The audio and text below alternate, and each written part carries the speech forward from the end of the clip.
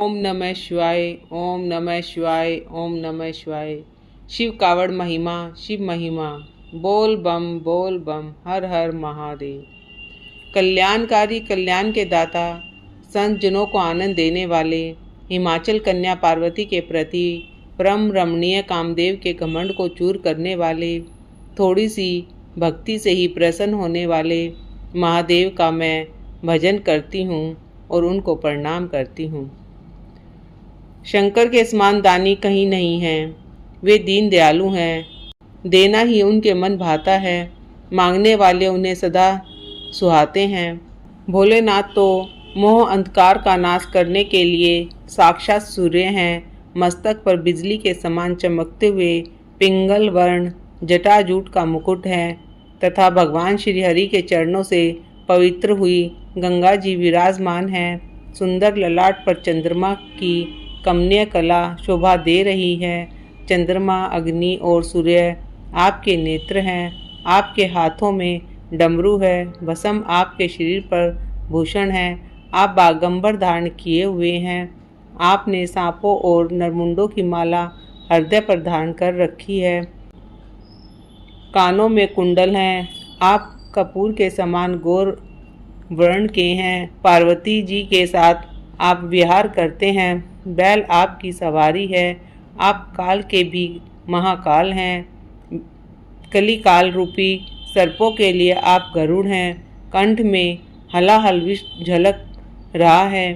पर्वतराज कैलाश आपका भवन है। उग्र होने पर भी आप मंगलमय हैं। आप देवताओं के स्वामी हैं। संहार करता होते हुए भी सबका उपकार करने वाले हैं। शंकर जी तो बड़े दानी हैं और बड़े भोले हैं। उनकी करुणा का इसी से पता चलता है कि समुद्र मंथन के समय जब कालकूट विष की ज्वाला से सब देवता और राक्षस जल उठे, तब भोलेनाथ देवों पर दया करने और उनके प्राणों की रक्षा करने के लिए तुरंत उस विष को पी गए। अपने भक्तों को जो कुछ भी मांगते हैं तुरंत दे देते हैं। जिन्होंने भस्मासुर को भस्म करने का वरदान मांगने पर बगैर सोचे तुरंत दे दिया, जिसके कारण वे स्वयं ही संकट में पड़ गए, क्योंकि राक्षस भस्मासुर उन्हीं को भस्म करने लगा था। शिवजी महाराज ओगड़ दानी हैं। थोड़ी सी सेवा से ही पिघल जाते हैं। वे दीनों को हाथ जोड़े खड़ा नहीं देख सकते। उनकी मनोकामना शीघ्र पूरी कर देते हैं। वे तो सच्ची भावना के एक लोटे जल से ही प्रसन्न हो जाते हैं, जो करुणा की खान है। ऐसे निर्मल, निर्गुण और निर्विकार शिवजी को मैं नमस्कार करती हूँ। सावन के महीने में कावड़ में गंगा जल ले जाकर शिवजी पर चढ़ाने का विशेष महत्व है। कावड़ चढ़ाने का कारण, इस विषय पर पौराणिक कथा इस प्रकार है। समुद्र मंथन के समय सबसे पहले हलाहल विष समुद्र से प्रकट हुआ और उस विष की भयंकर गर्मी से देवता, दैत्य एवं सारा संसार व्याकुल हो गया। तब भगवान विष्णु की प्रेरणा से भगवान शिवजी ने यह हलाल विष पी लिया, परंतु उन्होंने उस विष को कंठ में ही धारण किया, जिससे उनका कंठ नीला हो गया, इसलिए नीलकंठ कहलाए।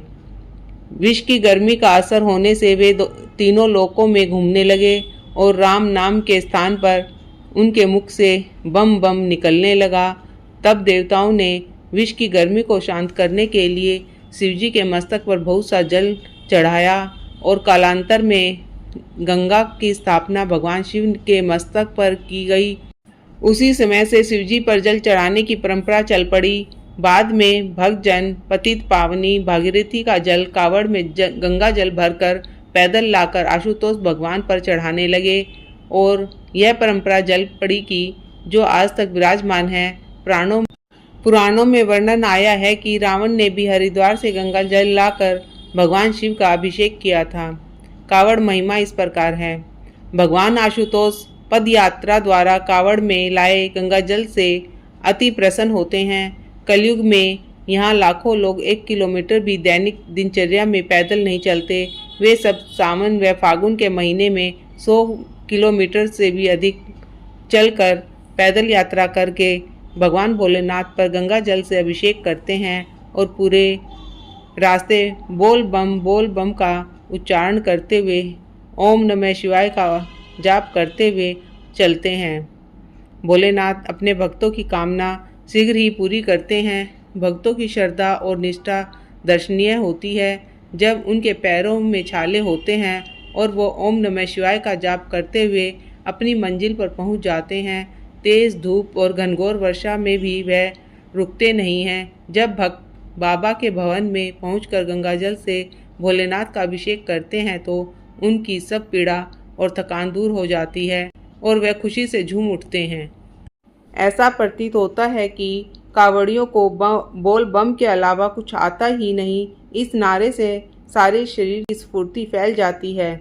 बोल बम का नारा है, बाबा एक सहारा है, बाबा नगरिया दूर है, जाना जरूर है। शिव शंकर तेरी जटाओं में बहती है गंगधारा, बाबा अमरनाथ बर्फानी, भूखे को अन्न प्यासे को पानी। शिव योगी रखियो बाबा काया निरोगी, बाबा के दर पर जो आते हैं वो लोग निराले होते हैं। सावन में जो कावड़ चढ़ाते हैं वो लोग किस्मत वाले होते हैं। भगवान भोलेनाथ आपकी यात्रा व मनोकामना पूर्ण करेंगे। हर हर महादेव, बोल बम बोल बम बोल बम, हर हर महादेव। प्रार्थना। मैं मंदिर का दीप तुम्हारा, जैसे चाहो इसे जलाओ, जैसे चाहो इसे बुझाओ, इसमें क्या अधिकार हमारा। मैं मंदिर का दीप तुम्हारा, जला करेगा ज्योति करेगा, जीवन पथ का तिमिर हरेगा, होगा पथ का एक सहारा। मैं मंदिर का दीप तुम्हारा, बिना स्नेह यह चल न सकेगा, अधिक दिवस यह जल न सकेगा। भरे रहो इसमें मधुधारा, भरे रहो इसमें मधुधारा। मैं मंदिर का दीप तुम्हारा। हर हर महादेव, हर हर महादेव, हर हर महादेव।